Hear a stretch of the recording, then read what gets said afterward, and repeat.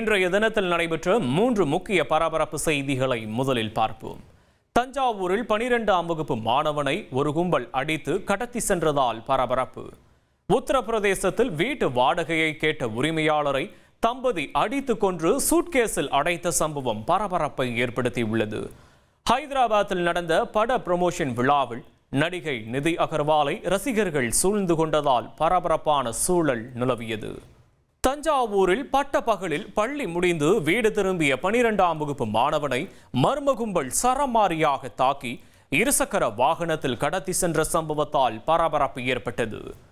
கீழவாசலைச் சேர்ந்த சசிகுமார் என்பவரின் மகன் ராம் பிரசாத் பள்ளி முடிந்து வீடு திரும்பிய போது இருசக்கர வாகனத்தில் வந்த கும்பல் அவரை அடித்து அதே வாகனத்தில் கடத்தி சென்றது. இதுகுறித்து தகவல் அறிந்து சம்பவ இடத்திற்கு வந்த போலீசார் அப்பகுதியில் பொருத்தப்பட்டுள்ள கண்காணிப்பு கேமராக்களை ஆய்வு செய்து விசாரணை மேற்கொண்டனர். தகவல் அறிந்த மாணவனின் பெற்றோரும் உறவினரும் பள்ளியில் குவிந்து பள்ளி நிர்வாகத்திடம் வாக்குவாதம் செய்து சாலை மறியலில் ஈடுபட்டனர். சில மணி நேரம் கழித்து கடத்தப்பட்ட மாணவர் ராம் பிரசாத் வீடு திரும்பினார்.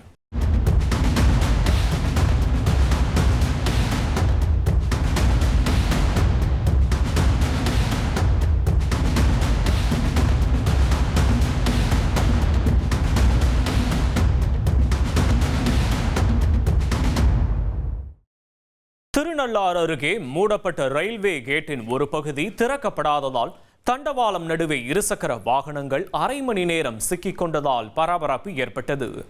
இந்த நேரத்தில் எந்த ரயிலும் வராத காரணத்தால் பெரும் விபத்து தவிர்க்கப்பட்டது. சிறுகுடியில் புதிதாக அமைக்கப்பட்ட ரயில்வே கேட் மூடும் போதும் திறக்கும் போதும் அவ்வப்போது பழுதாகி வருவதாக அப்பகுதி மக்கள் தெரிவித்துள்ளனர். உத்தரப்பிரதேச மாநிலம் மகுவார் கிராமத்தில் இயங்கி வரும் மதுபான கடை ஒன்றை பெண்கள் அடித்து நொறுக்கி முற்றுகையில் ஈடுபட்டனர். தங்களின் கணவர்கள் தினமும் குடித்துவிட்டு வேலைக்கு செல்லாமல் சண்டையிடுவதால் தங்களின் குடும்பங்கள் பாதிக்கப்பட்டுள்ளதாக குற்றம் சாட்டினர்.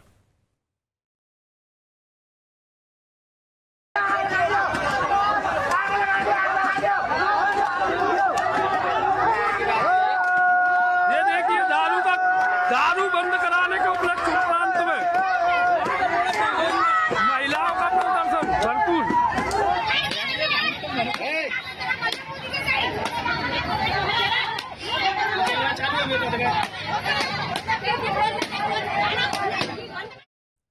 தமிழக கேரள எல்லையான வாளையார் சோதனை சாவடியில் 8 கிலோ தங்கம் பறிமுதல் செய்யப்பட்டுள்ளது. கோவையிலிருந்து கேரள மாநிலம் கொட்டாக்கரைக்கு சென்ற அரசு பேருந்தில் தங்கம் கடத்தப்படுவதாக கிடைத்த தகவலை அடுத்து போலீசார் சோதனை மேற்கொண்டனர். அப்போது மும்பையைச் சேர்ந்த சங்கீத் ஜெயின், ஹிதேஷ் சிவராம் சாலங்கி ஆகியோரிடமிருந்து 8 கோடி மதிப்பிலான தங்கம் பறிமுதல் செய்யப்பட்டு ஜிஎஸ்டி அதிகாரிகளிடம் ஒப்படைக்கப்பட்டது.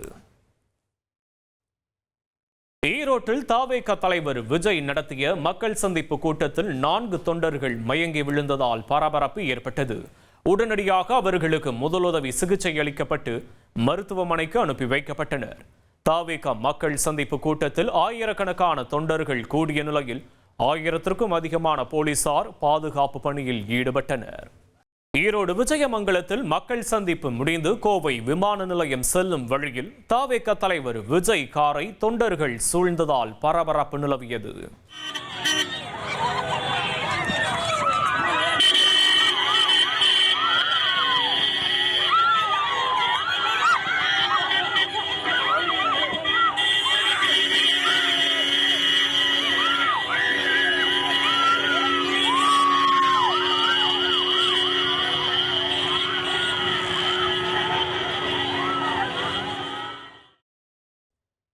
விஜயை புகைப்படம் எடுக்கும் நோக்கில் பெண்கள் உட்பட நூற்றுக்கணக்கானோர் அவரது வாகனத்தை முற்றுகையிட்டனர்.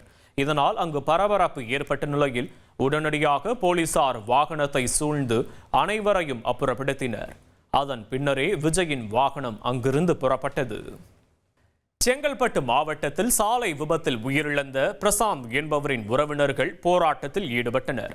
மதுராந்தகம் அருகே அமைந்துள்ள ஈசூர் கிராமத்தைச் சேர்ந்த பிரசாந்த் ஜேசிபி மோதி சம்பவ இடத்திலேயே உயிரிழந்தார். இதையடுத்து ஜேசிபி உரிமையாளர் இழப்பீடு வழங்க வேண்டும் என அவரது உறவினர்கள் சாலை மறியலில் ஈடுபட்டனர்.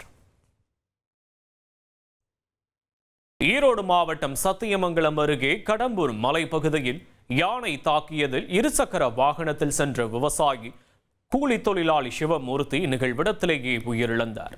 தப்பியோடிய 3 பேர் நல்வாய்ப்பாக உயிர் தப்பினர்.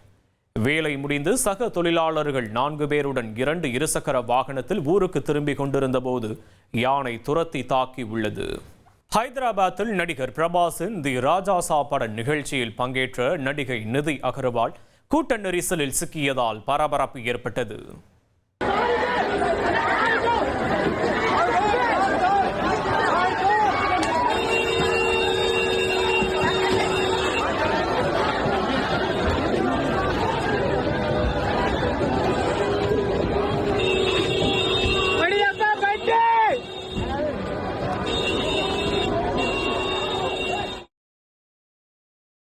ஹைதராபாத்தில் உள்ள ஒரு வணிக வளாகத்தில் நடிகர் பிரபாஸ் நடித்த தி ராஜாசா படத்தின் 2வது சிங்கிள் வெளியீட்டு விழா நடைபெற்றது. நிகழ்ச்சிக்கு பிரபாஸ் வருவார் என்ற எதிர்பார்ப்பில் ரசிகர்கள் கட்டுப்பாடின்றி திரண்டதால் பாதுகாப்பு தடுப்புகள் உடைக்கப்பட்டு பரபரப்பான சூழல் ஏற்பட்டது. நிகழ்ச்சி முடிந்து வெளியேறிய போது நடிகை நிதி அகர்வால் கூட்ட நெரிசலில் சிக்கினார். அவரை பவுன்சர்கள் பாதுகாப்பாக மீட்டு காரில் அனுப்பி வைத்தனர். வேலூர் மாவட்டம் குடியாத்தம் அருகே அரசு பேருந்தில் மது போதையில் ரகளை செய்த இளைஞரால் பரபரப்பு ஏற்பட்டது.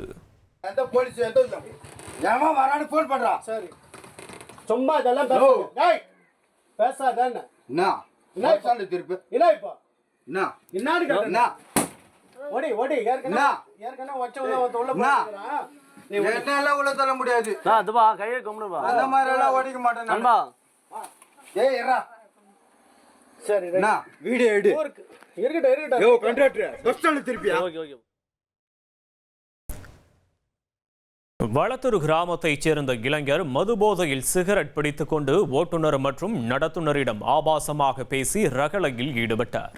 இதுகுறித்து மேல்பட்டி போலீசார் விசாரணை மேற்கொண்டு வருகின்றனர்.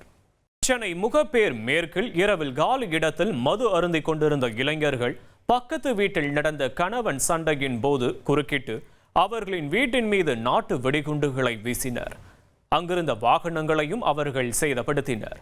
இந்த சம்பவத்தில் ஈடுபட்ட மார்டின் என்ற ரவுடி மற்றும் 15 வயது சிறுவன் உட்பட 4 பேரை கைது செய்த போலீசார் அவர்களுக்கு நாட்டு வெடிகுண்டு கிடைத்தது எப்படி என்பது குறித்து விசாரித்து வருகின்றனர்.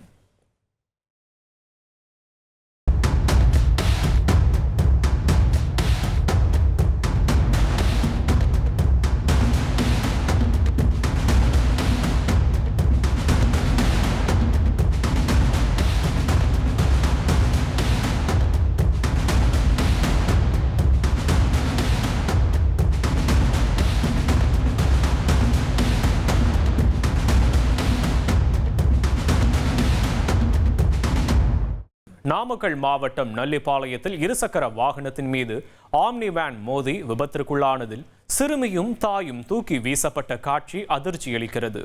பெண் ஒருவர் மகளுடன் இருசக்கர வாகனத்தில் சாலையை கடக்க முயன்றபோது வேகமாக வந்த ஆம்னி வேன் மோதியது. இதில் தாயும் சிறுமியும் தூக்கி வீசப்பட்ட நிலையில் ஆம்னி வேனும் கவிழ்ந்தது. மேலும் சிறுமி உட்பட 7 பேர் காயமடைந்த நிலையில் மருத்துவமனையில் சிகிச்சை பெற்று வருகின்றனர்.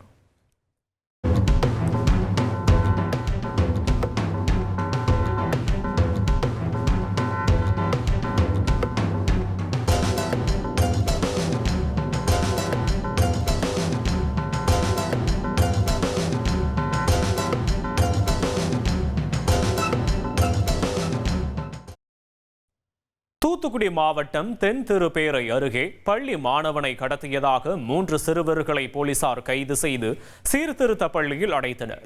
ஸ்ரீ வைகுண்டம் அருகே உள்ள குரங்கணியில் நடைபெற்ற பிறந்தநாள் விழாவில் கூட்டாம்புலியைச் சேர்ந்த சிறுவர்கள் சிலர் பங்கேற்றனர்.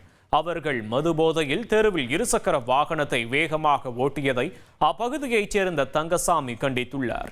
இதனால் இருவருக்கும் இடையே வாக்குவாதம் ஏற்பட்டது.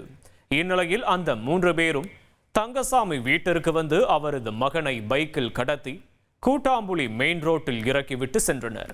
இதுகுறித்து ஆழ்வார் திருநகரி போலீசார் வழக்கு பதிவு செய்து கூட்டாம்புலியைச் சேர்ந்த 3 சிறுவர்களையும் கைது செய்தனர். பின்னர் தூத்துக்குடி குழந்தைகள் நல நீதிமன்றத்தில் ஆஜர்படுத்தி அவர்களை பாளையங்கோட்டை சீர்திருத்த பள்ளியில் அடைத்தனர். ஹிமாச்சல பிரதேசத்தில் சுற்றுலா பயணிகளை ஏற்றி சென்ற வாகனம் திடீரென செங்குத்தான சரிவில் பின்னோக்கி நகர்ந்த பதைபதைக்கும் சிசிடிவி காட்சிகள் வெளியாகியுள்ளன.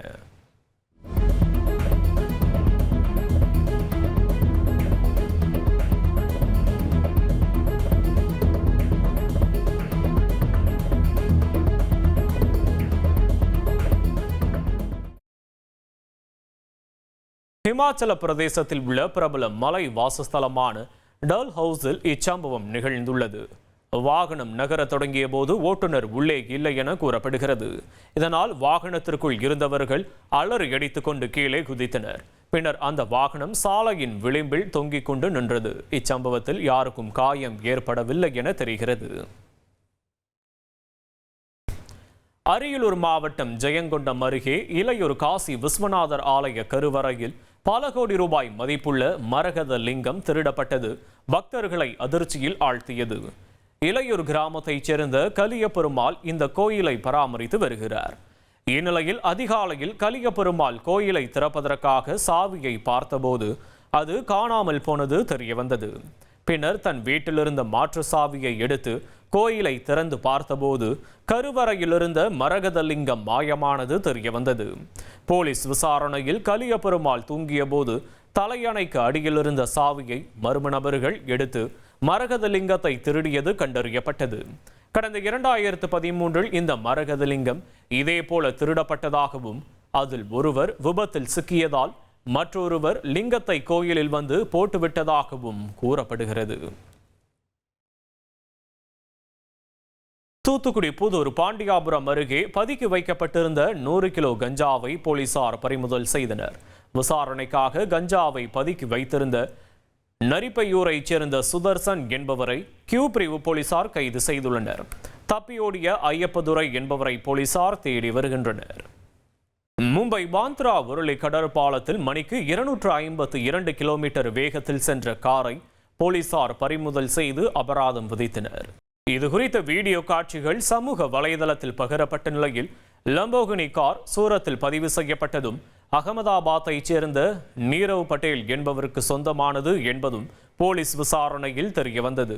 சம்பவத்தின் போது காரை ஃபைஸ் அடன்வாலா என்ற கார் டீலர் ஒருவர் சோதனை ஓட்டத்தின் போது அதிவேகத்தில் இயக்கியதும் தெரியவந்துள்ளது.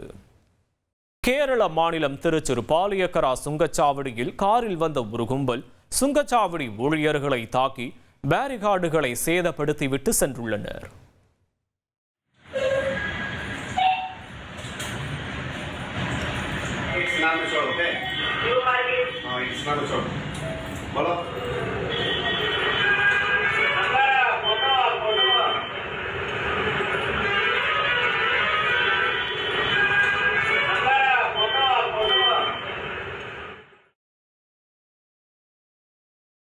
இந்த சம்பவம் தொடர்பாக சுங்கச்சாவடி ஊழியர்கள் போலீசில் புகார் அளித்துள்ளனர்.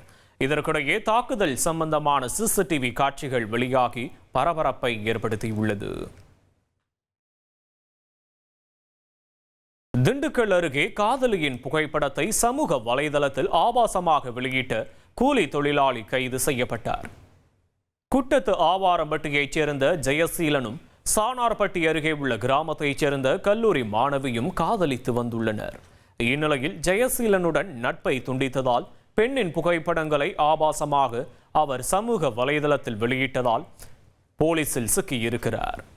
டனன் கடந்த 6 மாசமா வீட்டு வாடகை தரலையே என்னன்னு ஒரு 8 பார்த்துட்டு வரலாம்னு போன ஹவுஸ் ஓனர் அடிச்சு கொலை செய்யப்பட்டிருக்காரு. ஃபேமிலியா வாழ வந்த கப்பிள்ஸ் கொலைகாரங்களா மாறினது எப்படி?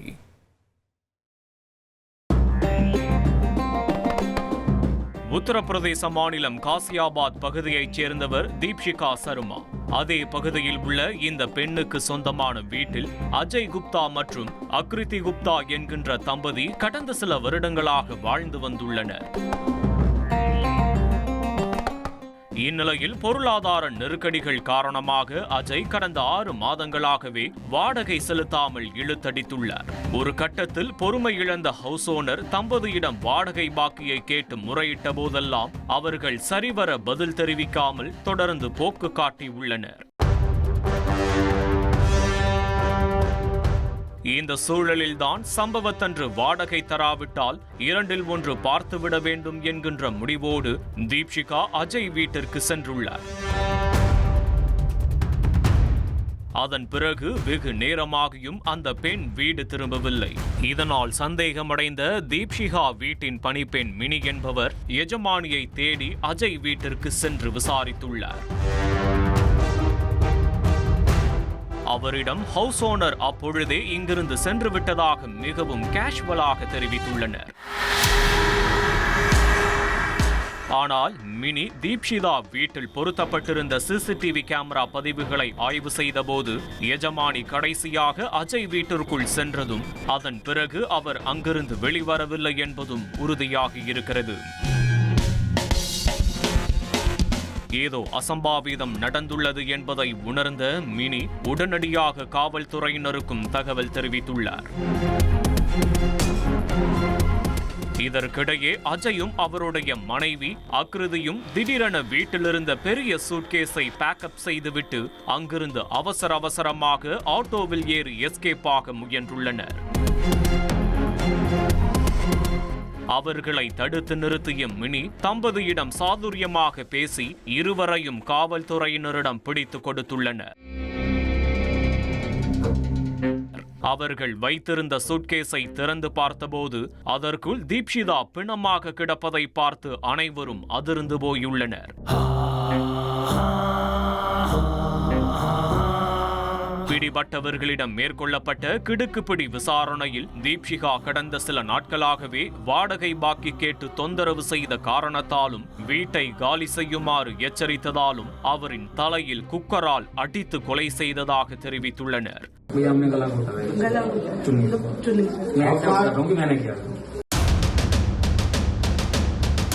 கொலையாளிகளிடமிருந்து வாக்குமூலம் பெற்றுக்கொண்ட போலீசார் இருவரையும் நீதிமன்றத்தில் ஆஜர்படுத்தி சிறையில் அடைத்துள்ளனர்.